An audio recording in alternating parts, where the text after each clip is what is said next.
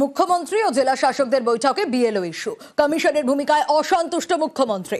নবান্নকে না জানিয়ে দিল্লিতে বিএলও ট্রেনিং এ প্রশ্ন। ভোটার তালিকা নিয়ে সতর্ক থাকার নির্দেশ।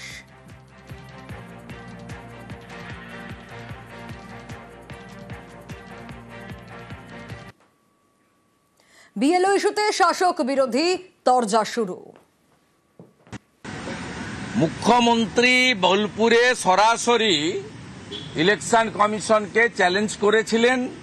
আপনারা জেনে রাখুন, মনোজ পন্থ তাকে 13CC স্মরণ করিয়ে দিয়ে বলতে চাই, 5ই জুলাইয়ের পরে নিয়োগকৃত একটাও বিএলও উইথ ভ্যালিড রিজন এবং সিওর অনুমোদন ছাড়া আপনি আইনগতভাবে চেঞ্জ করতে পারেন না।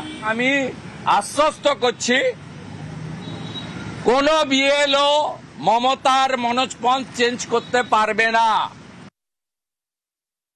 এই আক্রমণ হুমকির কালচারটা বিরোধী দলনেতার নিজের। সমস্যাটা হচ্ছে ওনারা একটা মানসিক হতাশায় ভুগছেন। এখন কেন্দ্রীয় নির্বাচন কমিশনকে প্রভাবিত করে ভোটার তালিকায় এমন একটা কারচুপির চেষ্টা করছে, যেটা ওরা মহারাষ্ট্র দিল্লিতে সফল হওয়ার পর বাংলায় মমতা বন্দ্যোপাধ্যায় ধরে ফেলেছেন, আপত্তি করেছেন। আপত্তির কথা বলা হয়েছে, তো সেখানে হুমকি অমুক এই কথাগুলো তো আসছেই না। ফলে আমরা চাই অন্য রাজ্যের ভুয়ো ভোটার ঢুকিয়ে অবৈধ ভোটার দিয়ে ভোট এসব চলবে না। বৈধ ভোটার কেউ যেন বাদ না যায়, সেটাই স্পষ্টভাবে বলা হয়েছে। রাজ্যের বিএলও বার্তায় আলোচনার দাবি। রাজ্যসভায় আলোচনা চান বিজেপি সাংসদ শ্রমিক ভট্টাচার্য। আলোচনা চেয়ে সংসদে নোটিশ শ্রমিকের। কমিশনের সাংবিধানিক ক্ষমতার অবমাননার অভিযোগ। রাজ্যের বিরুদ্ধে অবমাননার অভিযোগ শ্রমিক ভট্টাচার্যের, পাল্টা কটাক্ষ কুণাল ঘোষের। শ্রমিকবাবুর রাজনৈতিক বাধ্যবাধকতা থেকে রাজনৈতিক উদ্দেশ্য প্রণোদিত কোনো নোটিশ, এটা পরিষ্কার কথা।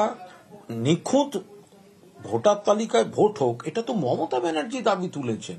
অন্য রাজ্যের ভোটারদের এই রাজ্যে ঢুকিয়ে দেওয়া হয়েছিল, আমরা চিহ্নিত করেছি, আমরা ডেপুটেশন দিয়েছি, মমতা ব্যানার্জি প্রতিবাদ করেছেন। আর অনুপ্রবেশের কথা যদি হয়, সেটা তো আপনাদের অমিত শাহ ডিপার্টমেন্টের বিএসএফ এর দেখার কথা। তো সেইটা কি করে পশ্চিমবঙ্গ সরকারের ঘাড়ে চাপাচ্ছেন? আর বাংলার আমাদের স্ট্যান্ড একটাই, একজনও বৈধ ভোটারকে বাদ দেওয়া যাবে না।